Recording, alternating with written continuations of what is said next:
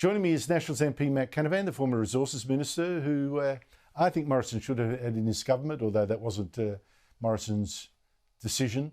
That's just a shame. Matt Canavan, thank you so much for your time. Scott Morrison's legacy. First, tell us the best bits.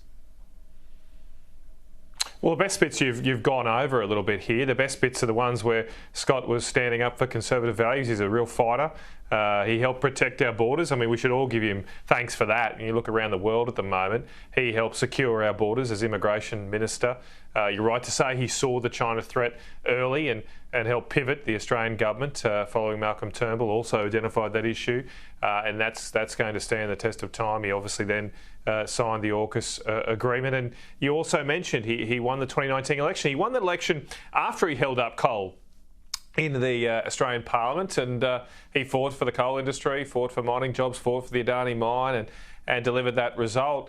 It was after when he sort of went to holding up solar panels in the Parliament, if you like, and signed up to net zero, things went awry. And I suppose there's a good lesson from Scott Morrison's time as Prime Minister and Senior Minister in government for the coalition today, and that is we succeed more when we're authentic, when we authentically fight for our principles and values. We do pretty well.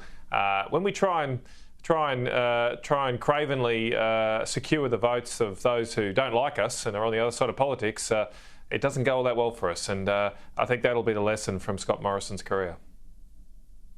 I think that's brilliantly summed up. Matt, there's going to be a by-election in Sydney seat of Cook in April. Look, the Liberals hold it with a big margin of 12.5%.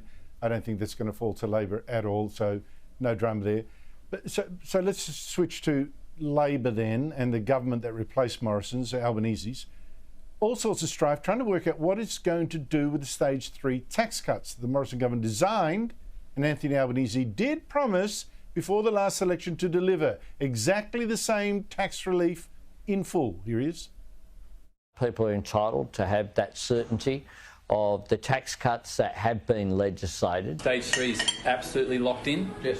There are no circumstances under which you would seek to roll back Stage 3? No.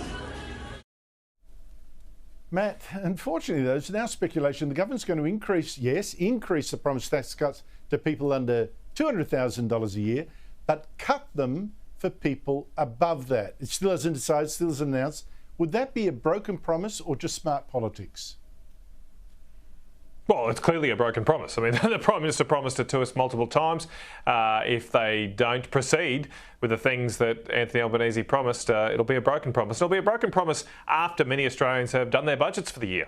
I know a lot of Australians, like myself, over Christmas would have looked at how much can they spend over the next year, where they're at financially, and there were these tax cuts coming in midway through this year, and he'll reverse those within months of them coming in. So it'll be a big hit for many Australian families. Look, the simple thing is, Andrew, the Anthony Albanese government was elected with a mandate to proceed with these tax cuts. Now, if they think that these tax cuts should not proceed, we'll have an election. Have the guts to have an election. They can do that. He can go to the Governor-General, have an election, bring on an election, and let's have another vote then on whether or not the Australians back his broken promise, don't want to see tax cuts flow through to the Australian people. Have the guts to do that. And if he doesn't, he's not only can Anthony Albanese not be trusted, he'll also be gutless because he doesn't have the guts to take it back to an election and ask you for support.